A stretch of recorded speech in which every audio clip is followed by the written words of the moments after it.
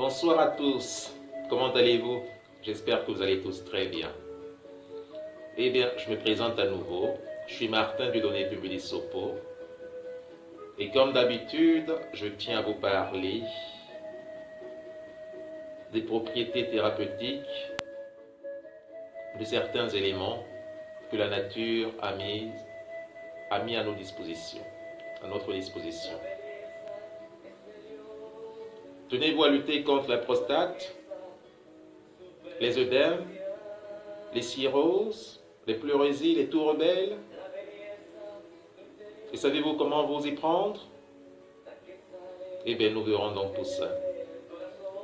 Et aujourd'hui donc, je tiens à vous parler d'un élément que nous utilisons tous, majoritairement dans la cuisine, en cuisine, surtout pour préparer des sauces, voire certains mets. Savez-vous de quel élément il s'agit? Eh bien, je vous laisse deviner.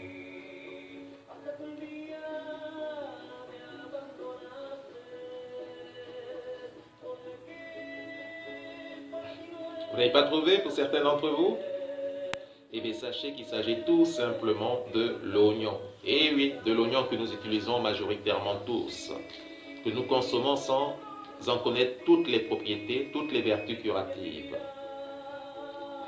Eh bien, sachez donc que la bulbe de l'oignon, puisque j'aime parler d'abord des principaux constituants d'une plante ou d'un fruit, afin de permettre aux personnes qui auraient d'éventuelles allergies de savoir à quoi s'en tenir, je parlerai donc des principaux constituants de l'oignon.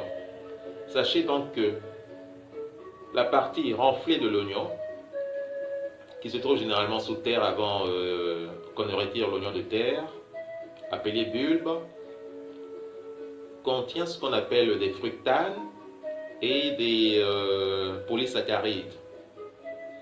Les fructanes et les polysaccharides sont des sucres végétaux. Il contient également, ce bulbe, des flavonoïdes, qui sont des pigments responsables donc de la coloration des fleurs et des fruits. Il contient des saponosides, il contient du stérol, et il contient une essence aromatique riche en composés soufrés, tels que la line et la lysine. Donc là, il s'agit des principaux constituants de l'oignon. Maintenant, sachez que l'oignon est un puissant diurétique, c'est-à-dire qu'il augmente la sécrétion urinaire, donc il permet de beaucoup uriner.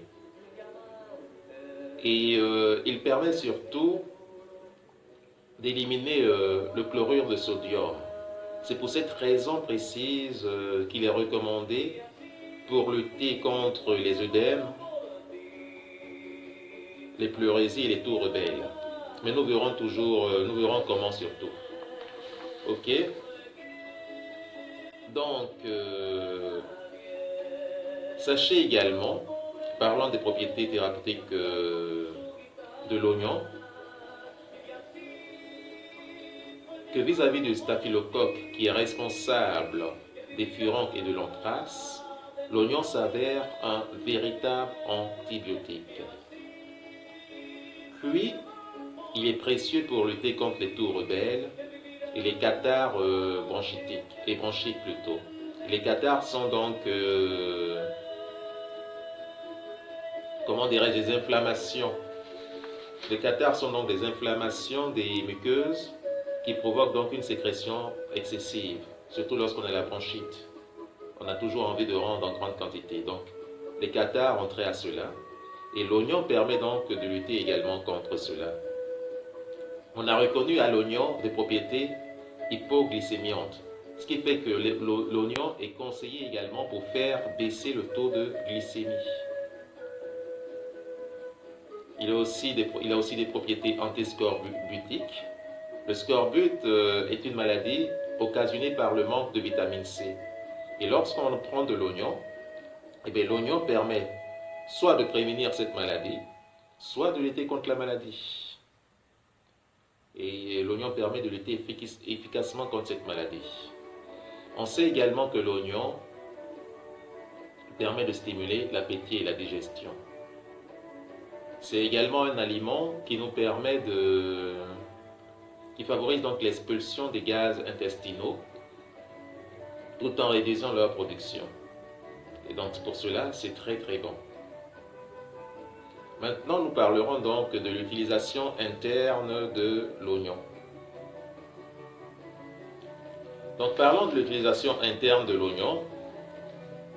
Sachez que pour l'utiliser comme diurétique et comme antiprostatique, il faudrait l'utiliser cru et à des doses relativement fortes. C'est-à-dire quoi? Qu'on pourrait prendre un bel oignon par jour. Ou l'on pourrait également, si l'on veut, préparer ce qu'on appelle un vin d'oignon.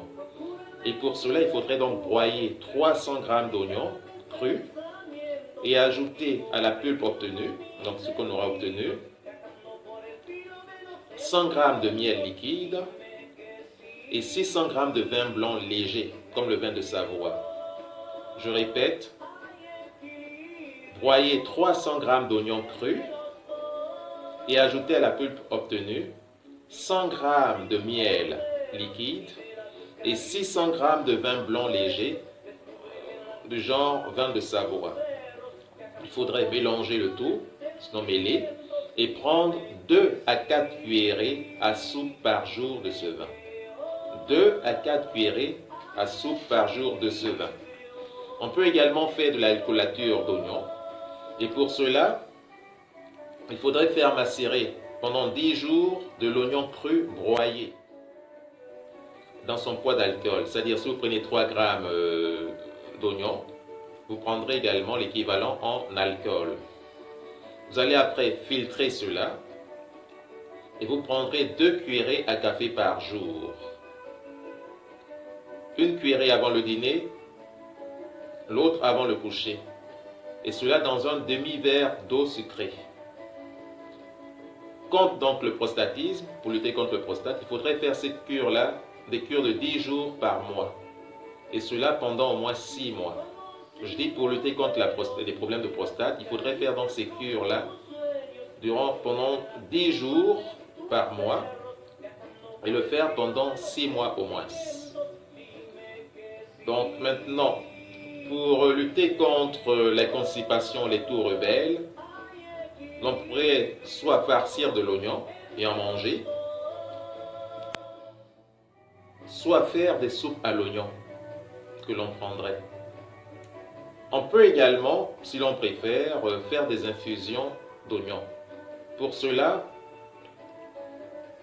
on prendra 4 à 6 oignons par litre d'eau, qu'on va faire bouillir bien sûr, et sucrée. Donc on plongera donc les oignons, les 4 à 6 oignons, dans de l'eau bouillante. On y mettra du sucre, du moins 100 g de miel, c'est mieux, le miel. On essaiera de passer, donc tamiser, et on essaiera de boire cela chaud par petites tasses dans la journée. Et cela permettra donc de lutter contre les toux rebelles et la constipation. En usage externe, l'on pourrait faire des cataplasmes d'oignons. Sachez que l'oignon cuit et chaud, appliqué sur les abcès et les furoncles, les panaries également, permet de les faire mûrir. Maintenant, si l'on prend de l'oignon et que, comme en campagne, on met sous de la cendre un peu chaude et qu'après on récupère le sucre et qu'on mélange ce sucre à un peu d'huile d'olive, et bien cela permet de lutter contre les brûlures et également les engelures. Les engelures sont les petites lésions ou les enflures là, que l'on a souvent en hiver et qui sont dues au froid. Moi, certaines fois, j'ai des petites blessures au niveau des lèvres. Là. Et bien, si vous prenez donc de l'oignon, que vous mettez sous de la cendre chaude et qu'après vous récupérez le liquide, donc le sucre, que vous mélangez à un peu d'huile d'olive, et bien ça permet de lutter contre cela. Et lorsque vous êtes aussi brûlé, et bien l'oignon permet de lutter contre cela. Voilà ce que je peux vous dire. Voilà ce que je peux vous dire à propos de l'oignon. Maintenant, qu'est-ce que je pourrais dire également? Si vous introduisez un petit oignon cuit et chaud dans le conduit auditif, il permet donc de lutter contre les douleurs d'oreille. Donc si quelqu'un a des douleurs d'oreille, vous pouvez prendre un tout petit oignon, une partie d'oignon, que vous allez faire chauffer, voilà, ou alors vous allez le faire cuire et vous allez l'introduire donc dans le conduit auditif de la personne pour calmer la douleur. Et voilà donc ce que je peux vous dire à propos de l'oignon. Maintenant, si vous avez aussi des aftes ou des ulcérations de la bouche, vous pouvez donc toucher plusieurs fois l'oignon avec un bâtonnet qui sera trempé donc dans son sucre. Donc le liquide oignon, vous allez prendre un bâtonnet, vous allez prendre et vous allez le mettre sous la langue pour lutter contre les aftes et tout ça. Et voilà tout ce que je peux vous dire à propos de l'oignon. Et si vous avez des questions, n'hésitez pas donc à me les poser par le biais de commentaires également. Ok, merci à vous. Au revoir.